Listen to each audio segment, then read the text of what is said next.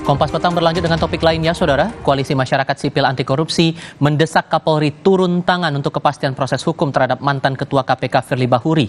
Pasalnya hingga 100 hari usai ditetapkan sebagai tersangka, Firly tidak kunjung ditahan. Koalisi Masyarakat Sipil Anti Korupsi yang diwakili Abraham Samad, Saud Situmorang, Novel Baswedan, dan beberapa orang lainnya membawa langsung surat yang ditujukan untuk Kapolri ke Bareskrim Mabes Polri pada Jumat siang. Ada 3 poin dalam surat yang dilayangkan. Di antaranya, meminta Kapolri memanggil Kapolda Metro Jaya sebab berkas perkara Firly sudah 3 kali bolak-balik dari Kejaksaan Tinggi DKI ke Mapolda. Selain itu, Koalisi Masyarakat Sipil juga mendesak Kapolri segera menahan Firly untuk memudahkan proses penyidikan.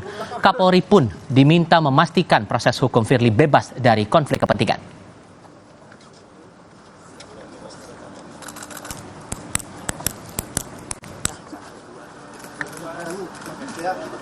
Sebenarnya memang di dalam KUHP sendiri dinyatakan penahanan itu menjadi salah satu syarat subjektif.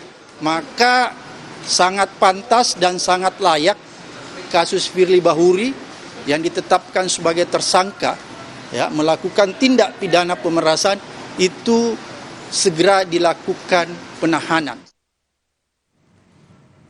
Perlu dipahami, Saudara, pada Senin 26 Februari lalu, Firly Bahuri seharusnya menjalani pemeriksaan lanjutan dalam kasus dugaan pemerasan terhadap mantan Menteri Pertanian Syahrul Yassin Limpo. Namun, lagi-lagi Firly absen.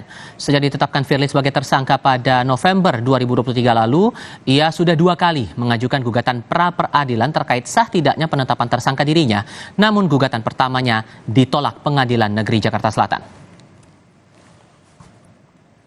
Sudah lebih dari 100 hari pasca Firly Bahuri berstatus sebagai tersangka dugaan pemerasan Syahrul Yassin Limpo, ia belum juga ditahan. Padahal ancaman hukumannya dikenakan di atas 5 tahun penjara.